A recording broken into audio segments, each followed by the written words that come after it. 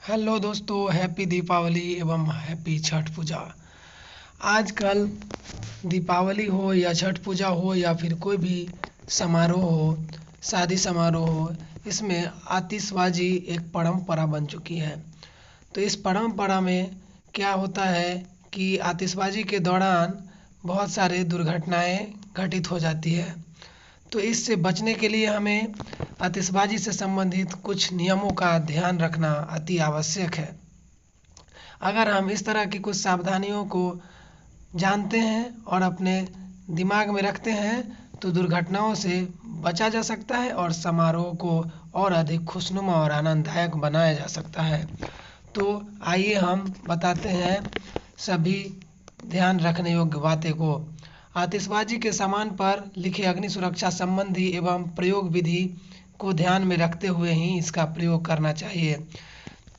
आतिशबाजी के दौरान कोई भी हम लोग जो यूज करते हैं पटाखे, उस पे उसके कैसे यूज करना है, किस प्रकार से उसका प्रयोग करना है, उस पे लिखा हुआ होता है।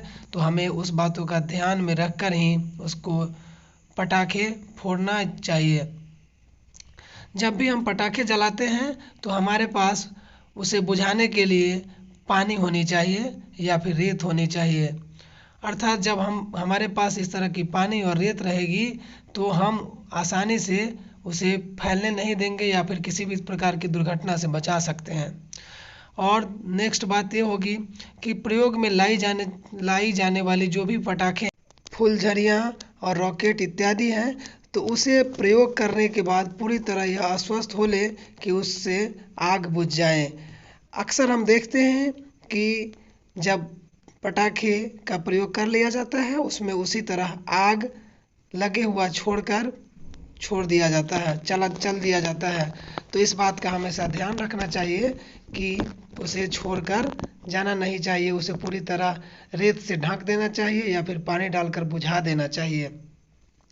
जब भी हम पटाखे छोड़ते हैं या उसमें आग लगाते हैं तो हमें दूर से आग लगानी चाहिए। अर्थात हमें अपने चेहरे को या फिर अपनी पटाखे से दूरी बनाकर रखनी चाहिए।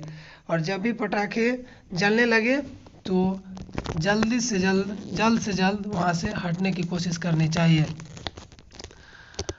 नेक्स्ट बात यह है कि उड़ते हुए पटाखे को घर के भीतर अपने से रोकने के लिए घर की खिड़कियों और दरवाजों को ठीक से बंद कर देना चाहिए, ताकि जो उड़ने वाली पटाखे होते हैं वो उड़कर कहीं भी जा सकती है।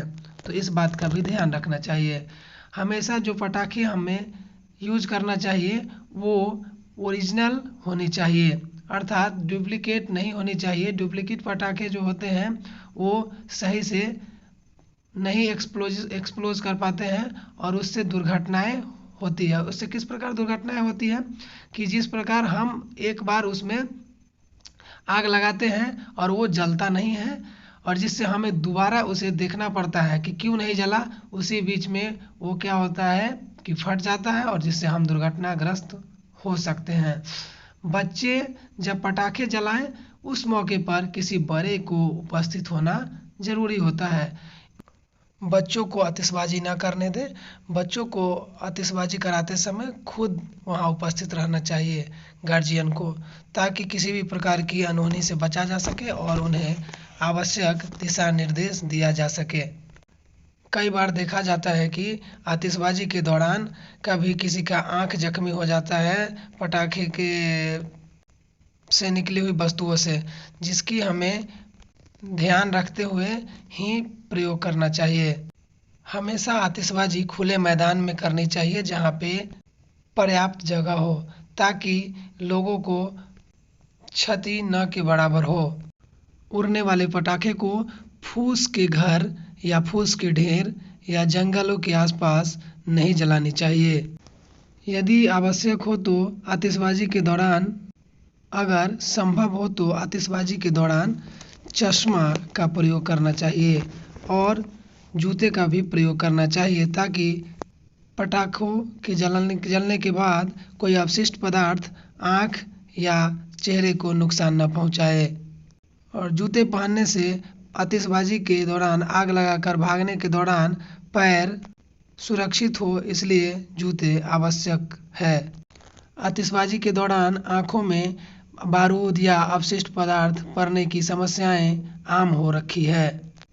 पटाखों से किसी भी प्रकार की छेड़खानी या मजाक नहीं करने चाहिए, क्योंकि मजाक करने से जीवन की क्षति हो सकती है।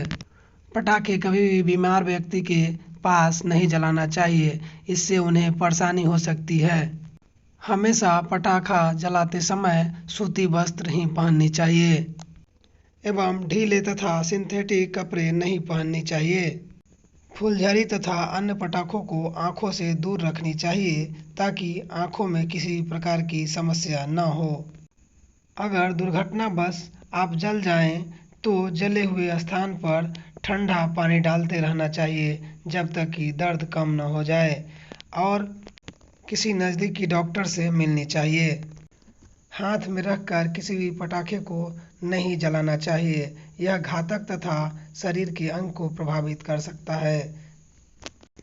इस प्रकार की सावधानी बरतने से आपका समारोह, छठ पूजा या दीपावली आनंददायक होगा। और जहाँ तक हो, आतिशबाजी से बचने का प्रयास करना चाहिए। इससे पर्यावरण को हानि पहुँचती है तथा वायु गुणवत्ता निम्न हो जाती है, जिस वजह से सांस से संबंधित रोगी को काफ़ी परेशानी हो जाती है।